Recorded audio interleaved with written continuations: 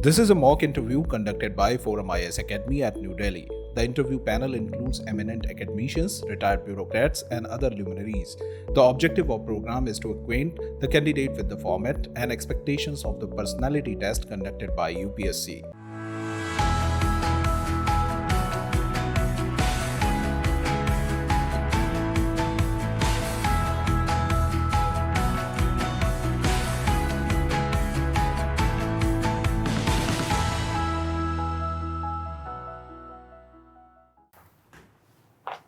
May I come in, sir? Yeah, please come in. Good afternoon, sir. Good afternoon, Good sir. afternoon. Please take your seat. Thank you, sir. DESHMUKH Rajashree Shantaram. Yes, sir. So which part of the name we should use for Sir, Rajashree is my name. Rajashree. Okay. Okay, Rajashree. So you come from Nasik. Sir, Nasik is my birthplace. I'm from Ahmednagar. You're from Ahmednagar. I see. I did engineering from MIT Pune. Yes, sir. This MIT is Massachusetts Institute of Technology. Sir, that's Maharashtra Institute of Technology, Pune. That's a good name. It will become MIT. Hopefully, sir. So you had sociology, civil engineering as a subject, but you took sociology. Yes, sir. What interests you in sociology? Sir, sociology seemed a very rational choice to me in terms of optional for civil services, since the syllabus of sociology is quite familiar, and also it was a subject which I could have handled well as an optional. And also, sir, it is also a subject which is much more related to the field I am aspiring to enter in. That's why I took sociology. That's good. So you did your engineering in 2018. Yes, sir. What did you do after that? Sir, I have been preparing for civil services since then. Oh, 5 years. Sir, it took 5 years. You did nothing but preparing for this. Yes, sir. You prepare at home or you did some coaching? So I didn't take any coaching. I prepared partly from home, and for some time I was in Delhi. Okay. So in India, ours is a very big economy. 4th or 5th at times we thought we were 3rd in terms of GDP. But still we are known as a developing country. Yes, sir. Why? Sir, if we consider the definition of developing country, there are a lot of variations, and just being a developed or developing country cannot be just a parameter of the growth of the country. Although India is aspiring to be a 5 trillion economy, still we have to do a lot industry-wise as well as in social aspects to be a developed country. No, let me be more specific. Yes, sir. GDP, high GDP, do you think is a sign of development? Not just high GDP cannot be a sign of developed country. What other factors should be there? So the poverty levels, education level, the research and development of the country. Also, sir, country's growth in sectors like space and technology. These all should be cumulative. If I say per capita income, will it make a difference? Would you agree? Per capita income describes development more than... Partly, sir, I would say yes. So high per capita income is still doesn't define a developed country. Sir, it should be reflected in the standard of life of the people. Per capita income, do you think will not change the life of the people? It would, sir, but also we need to see the social aspects, the society of the country, the growth of the society, and also education and health levels of the society. And rise in per capita income can be a great tool in improving all these. So you said you are living in Ahmednagar. Yes, sir. Is there any sort of initiative to change the name of Ahmednagar? Yes, sir. There have been some talks, but they are not concretized as of now. The demands are that it should be changed to Devi 𝐿𝐴𝐵 Holkar Nagar, since she was born there. Okay. And why it was called Ahmednagar? After whom? So it's called after Malik Ahmad Nizam Shah, who established the city of Ahmednagar in 1494. Okay, so because he established it. Yes, he himself named it Ahmednagar. Oh, I see. But do you agree with the change of names by governments? Sir, if the demand is from people, then I don't think there is any problem in changing names. But apart from the people's demand, I don't think there should be any other reason or politicization. People are not bothered about it. It is only the politics which is bothered about it. I don't think people are worried about the names. Sir, I totally agree with it that the changing name of any place should not be politicized, and if there are genuine reasons and consultations. Okay, what are the costs of change of names? Cost involved? Sir, there would be a lot of cost involved in administrative terms, changing the names of railway stations there or administrative offices. So there will be revenue implications of this, sir. Okay. And sociology, India has been had caste system, Yes, sir. and whatever economic development you have, caste system, do you think will be discriminatory? I'm sorry, sir. May I please ask you to repeat the question? I'm saying, do you think caste system is discriminatory? To an extent, sir, caste system is a social reality of India, and it is a very prominent identity of India. People are proud of their caste. The problem comes when two castes are discriminated against each other. People are proud of caste, you said. Of their identity, sir. No, but you said people are proud of their caste. Do you think lower caste also proud of their caste? Sir, with the changing times in India, earlier there used to be discrimination on a social basis, but today caste consolidation is seen, and people are using their caste identities to gain a social position. And I feel, sir, that the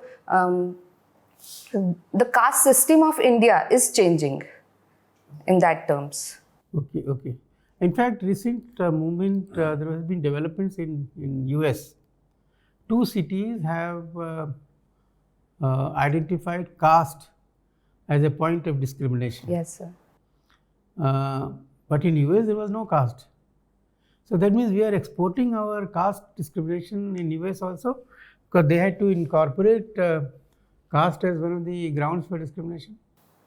Sir, I would say, although it is a good step on part of US to consider the caste discrimination as a social reality, but I would say on the same lines, it is very unfortunate that we have exported our caste discrimination to other countries. Have you heard of critical race theory?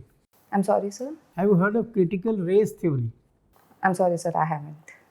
Okay. Do you think the caste discrimination has percolated in our laws and procedures, in spite of the fact that Supreme Court, that the Constitution doesn't discriminate on the basis of caste? Sir, the major goal of any constitution or laws is to incorporate the social structure of any society. And I feel that the founding fathers of our constitution and today's lawmakers are very aware of the fact that caste system is a reality in India, and hence there is a need to incorporate those provisions in our law. I'm saying something different. I'm saying caste discrimination, caste biases. Yes. Do you think they percolate into the administrative systems also, knowingly or unknowingly? Though Constitution says no, Yes. it should not percolate, but in practice, is it there? Sir, in practice, I would say it can be there unknowingly, because whenever the parliament makes any laws, it takes care that people are not discriminated against. But as I said earlier, that this is an on-ground reality, and it can percolate down. Okay. Now, one question: the Constitution makers, Yes, sir. they wanted to create a secular society. Yes, sir. Because if you see all the arrangement, all the provisions in the fundamental rights and so on, it is a secular, provisions are secular. Yes. There is no discrimination on the basis of caste, creed, religion and so on. But still they did not use the word secular. Why, according to you? Sir, I would say that they considered that India should opt towards positive secularism, that every religion... They should have mentioned that positive secularism in the Constitution, but they did not mention secularism word. Sir, I would have to read more on this right now. Okay. So, do you think that had they included secularism as one of the main principles, Yes, sir. do you think they would have been able to do the Hindu Code Bill and other religious reforms that they did later on? Had it been specifically mentioned in the Constitution? I presume there would have been then some problems in making religion-specific laws, for example, in terms of marriage. Maybe that was the reason why. Yes, sir. Constitution This might be. Yes, sir. This might be the reason. Okay. There is a demand for increasing the representation of women in the parliament, Yes, sir. the elected houses. Do you support it? Sir, it has its advantages and I would support it, if it enhances their participation on practical grounds, and also it reflects the will of the society.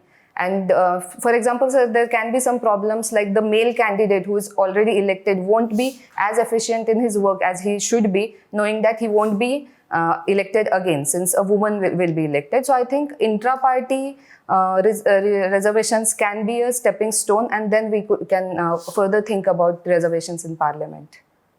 No, but basically you have reservation in the local bodies. Yes, sir. Are they not doing well?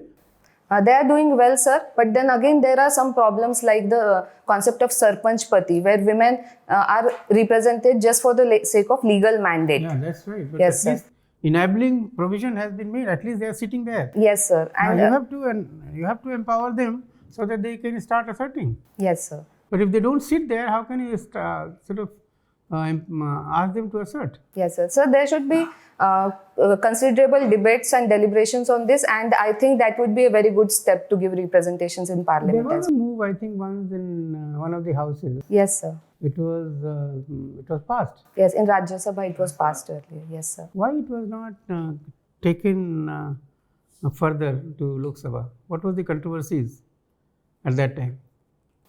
Sir, at that time I don't have an idea right now. What? Read it. It's very interesting. Yes, sir. There were some issues which are worth looking at. The Afghanistan women have been completely, banned from going to office or school or colleges. As an important well-wisher of Afghanistan, because we have invested a lot there, what should we do? Sir, since India has always vouched for a democratic and representative government in Afghanistan, still India has not been able to actively engage with Taliban, considering its ideologies and position there. But to empower women there, India is taking certain steps like building libraries in Afghanistan, so that in social sphere, India can use its soft power. And But they can't go to school. Yes, sir. Do you think India can offer them online courses and Surely, sir. then give degrees from here, so that in future they can carry on their... Basically, they can't go to their universities and colleges. Sir, that can be a good step, that India can provide online education, but they also need to be facilitated with devices they can use to access that online education. So I think first we need to use our soft power to convince Taliban that because they are also against educating the women overall. So I think India should have dialogues with them phase-wise, and then also these initiatives like online education can be used. And what should be our relation? How should we really improve our relation with Pakistan? Because that is a pain in the neck. Most of the time, the same kind of problems come. Yes. So can we really sort it out? Because when Iran and Saudi Arabia, arch enemies, have been able to Yes. sort out their differences, Yes. can we sort out our differences? Sir, we desperately need to sort out the differences, because any instability in Pakistan will have its direct effect on India, and through Pakistani government have themselves faced the brunt of their policies. So we can have dialogues and also work on things like the Indus Water Treaty or trade to start the negotiations. Yeah, that's right. But in India we have said that no terrorism. Terrorism will not go with talk. Yes, sir. So India is very strong in its stand that we cannot. If you don't talk, the situation will remain there.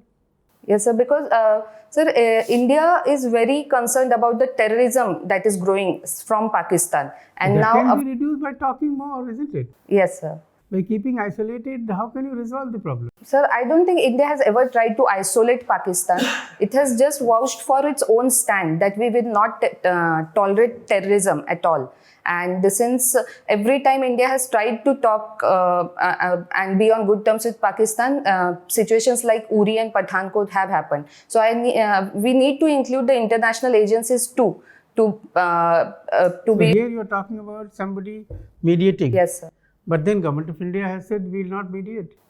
So it's not about mediating or interfering. It's about making India stand strong internationally. Okay, thank you. Thank you, sir. Rajashree. Yes, sir. Okay. Rajashree, you come from Nashik. Is the Kumbh Mela held in Nashik also? Yes, sir. When is it held in Nashik? I mean, at what interval? I believe it's 12 years. Sir, I'll have. When was the Kumbh Mela held in Nashik last? I'm sorry, sir. I don't remember. Sir, Nashik is my birthplace. I'm from Ahmednagar. You are from Ahmednagar. No issue. Do we have a Jyotirling in Nashik also? Yes, sir. Trambakeshwar.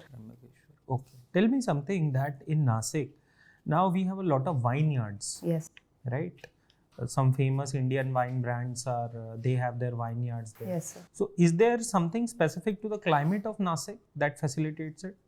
Yes, sir. The grape crop is, it has even got GI tag there. And Nasik's climate, since it's in the western part of Maharashtra, where adequate rainfall is there, adequate climate is there, and it's moderate, not too hot or not too cold. So the climate and physiography of Nasik facilitates the grape crop. Okay, that's good. So Rajashree, you mentioned that there is also a demand among people to rename Ahmednagar to 𝐼𝐨𝐵 𝐕𝐢𝐝𝐶𝐸's name. Tell me something about her. She was a great queen of the Maratha Empire. What were her social contribution? Sir, 𝐼𝐨𝐵 𝐕𝐢𝐝𝐶𝐸 was born in Ahmednagar in families of Sindhiyas, and then she was married to Holkars in Madhya Pradesh. And in Madhya Pradesh, her contribution is on large scale, where she built a lot of temples to increase the social cohesion among people. And also, sir, she worked against the caste discrimination there in Indore. So these are the major contributions. Okay. Was she a proponent of women's education also? Yes, sir, she was. Okay, good.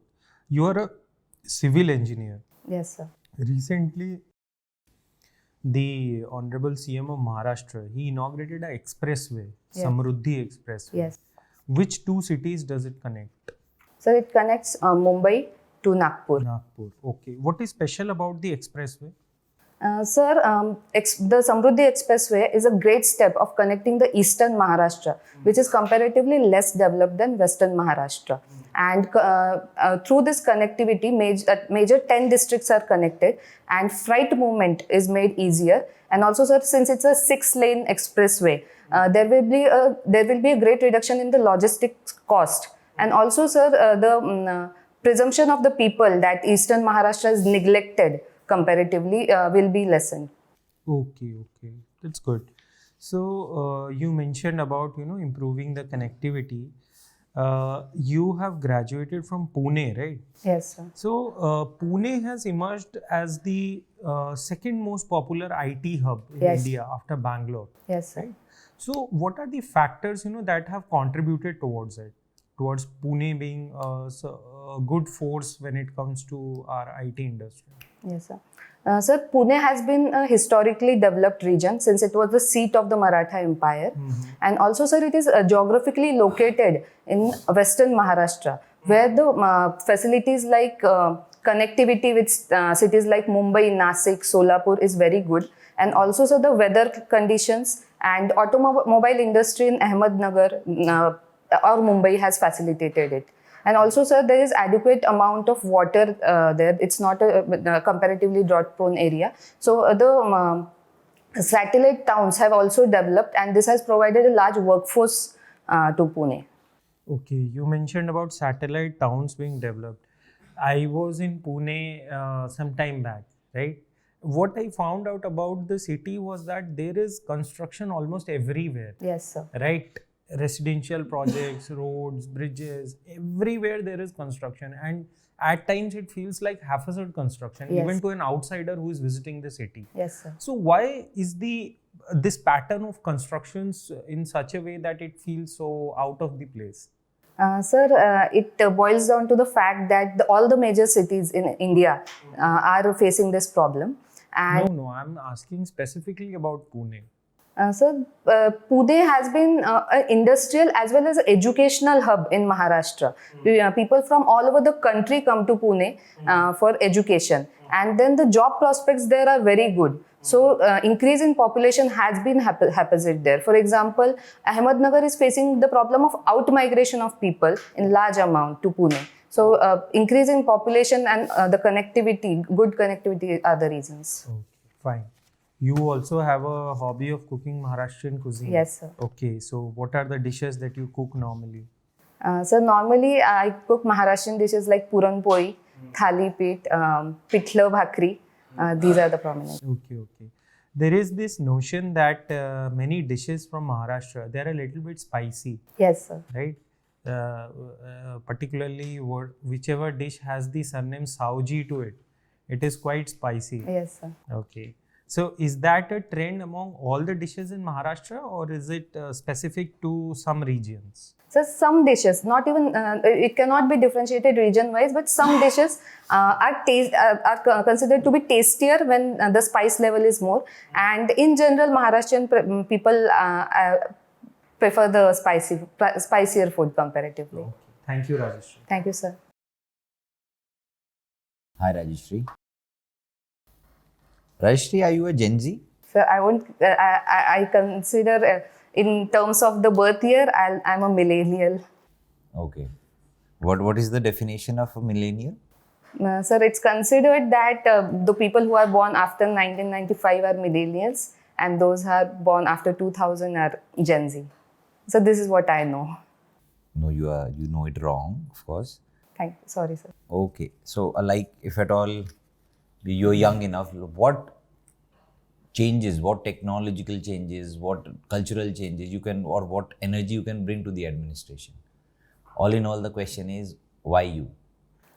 Sir, I consider that all the capabilities that I have as a person, as a young person, as well as a person who knows the society well, since I have lived in a rural area and I have seen the problems to the ground level, and I know I have a little bit at least understanding that what should be done to solve those problems. And I think I am a very patient person, and also I have worked on my emotional intelligence over the past few years to a great extent. So I think I am a suitable candidate. Okay, good enough. Are you responsible? Yes, sir. I believe I am. Okay, you passed out in 2018. Yes, sir. And you have not been working since then. Yes, sir. And you're living with your family, right? Yes, sir. So they are taking up taking up your responsibility of your preparation of your different institutes, etc. Right? Yes, sir. So don't you ever, this thing never crossed your mind that you should go out and start preparing parallelly with a job and contribute to the family income? Sir, this thought has struck my mind a lot of times, and in talking with my family and thinking on a larger perspective, my thought was that if I put in my hard work to 100% over these years, then it will result in a good future comparatively. And if I take a job, then that might be a distraction, or I might get less time to prepare. So that was my reason, sir. And if not UPSC, then what? Sir, I will try my best to get selected, and I believe that I am capable of. And if I don't, then I really want to go in the cooking industry, the culinary industry, and I want to have a restaurant of my own, if not UPSC. Okay, so you'll do a startup and take up some funding. Sir, I would like to. Okay, good enough. Rajashree, what is your definition of feminism? Tell me from the sociological perspective you have. Sir, as a student of sociology, I feel that feminism is all about giving equal opportunities to women. so that they can decide for themselves what they have to do in life, and don't have to depend on anyone else, whether it is a male or some other female, to take their decisions. So is it just related to females? It's not just related to females, because feminism as a sociological concept needs equal contribution of men too. And no other gender? Also, sir, transgenders are included in today's debates, and I think that as a society, it is a very progressive step of Indian society specifically to be very liberal towards transgenders, and that is one thing without which our society could not have progressed. Are we liberal towards them? So not totally, considering the society and social mindsets of people, we are not totally liberal towards them, but I am very hopeful that in coming years, the situation will be much better. Like, why do you call us liberal? Like, they are standing on different red lights asking for, they are one of the vulnerable sections we have, right? And Yes, they have been discriminated against. So how can you call it that we are liberal towards them? Yes, sir. Sir, them getting into the profession of begging is a result of the social mindset of people towards them, which has not allowed them to take education and get employed somewhere else. And I call our society liberal because it is on its way Not yet. Yes, not yet liberal, but it is on its way, sir. Okay, great enough. What is your take on marital rape? Sir, I would say that it is as heinous as a normal rape, and there have been various opinions, debates, and there are some problems to criminalize marital rape since the burden of proof is difficult to put on. But I think, sir, adequate deliberation should be done, and it should be seen that if it can be criminalized. Okay. Talking about international relation, what is your opinion about soft power? Sir, soft power is the greatest tool, I would say. More than hard power, soft power is an important tool, because through soft power, we can build good relations with people and other countries through various ways. For example, the film industry, or our culture, our arts, our cuisines, and many countries have used soft power to improve their economic position. For example, Thailand or China, even America. In sociology, we have a term called McDonaldization, where they have used their cuisine to improve their soft power, and it has worked well. Also, sir, for example, Turkey, which we had not been able to build very good relations with, but since we used our soft power of being the first responder in times of earthquake, so I think that soft power is very important today. Okay, if soft power is the best tool, you say, then what about smart power? So smart power can be used as a tool for soft power, I would say. What is smart power anyway? Smart power is the use of technology, is what I know, to build good. Combination of soft power and hard power. Okay, sir. Okay, what is hard power? Hard power is the use of military and armed tactics over some other country. Only military and armed tactics? Sir, I'll have to read more on this. Right now, I'm not able. How do you see economic sanctions? Yes, sir, that too is a hard power. Great enough. Okay, one last question from my side. What is your opinion, or what is your way of looking at friendship? Sir, I believe that friendship between any two people is a relation where a person Not can... the definition of it. How is it significant to you? So it's very significant because human relations are built on them. Sometimes blood relations are stronger when they have a friendship between them. And even though two people don't have any blood relation between them, but friendship is stronger. And it is not about just two people, but also two countries too. So friendship has a role to One example that your friend have influenced you and you have influenced your friend in any way?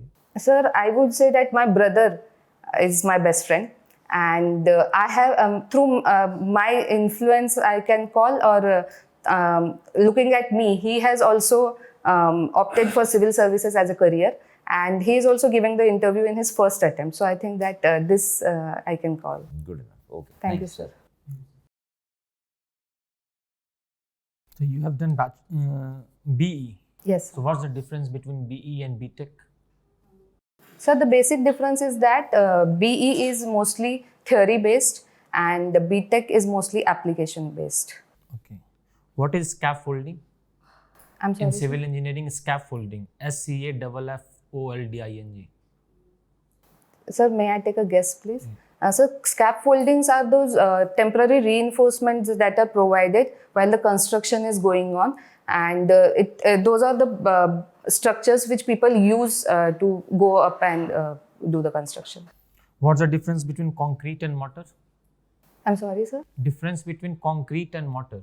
And mortar. I'm sorry, sir, I'm not able to recall right now.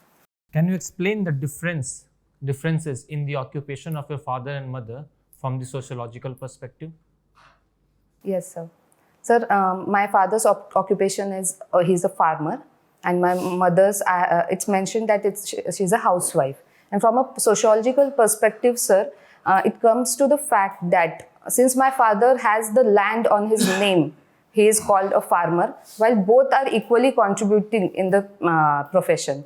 And since women holding property rights have been a challenge for women since many centuries in India, so that's why, although she is contributing equally, but she is mentioned as housewife. I'll give you a question. You see, you have to find double letter words, okay? In Rajashree, in Tiruchirappalli and Mississippi, and arrange them. I'm sorry. Find the double letter words in Rajashree, Tiruchirappalli and Mississippi, and arrange them in ascending order. I'm sorry, sir. I'm not able to understand your question. You see, there are two double letter words. How many double letter words are there in your name?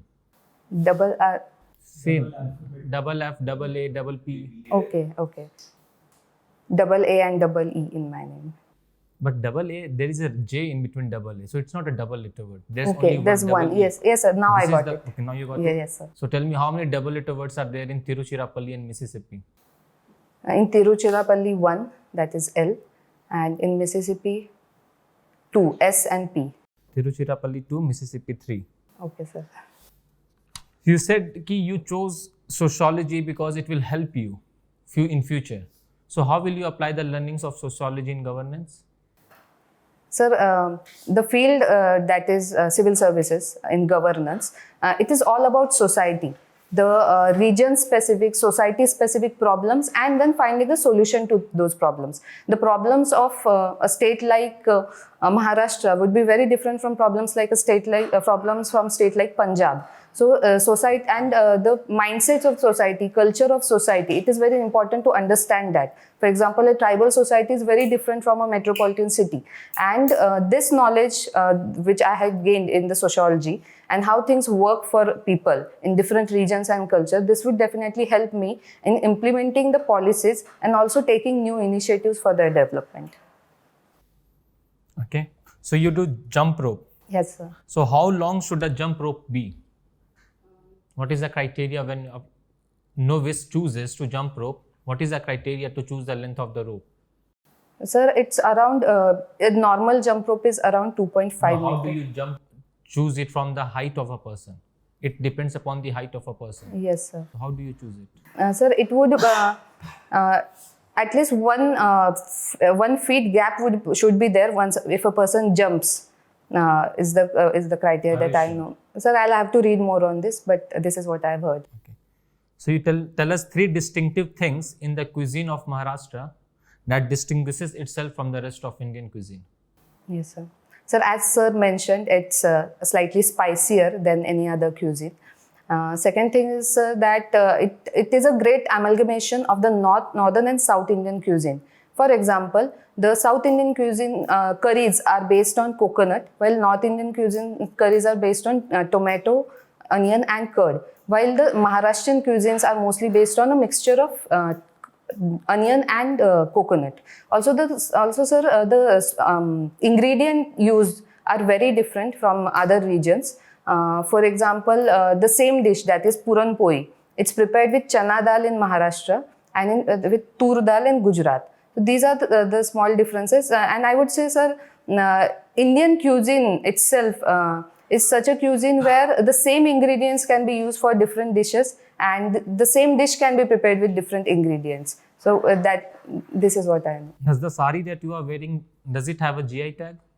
No, sir, it doesn't. Can you name 5 saris that have GI tags? Sir, first is Paithani from Maharashtra, Irkal sari from Karnataka, Maheshwari sari from Madhya Pradesh. So these are the 3 I know. Banarsi? Banarsi, yes sir, Banarsi. Kanchipuram. Kanchipuram? Yes sir. See, last, in the middle, you just felt discouraged. Good to go ahead, is it? So, Rajashree, this is the interview is over now. Thank you, sir.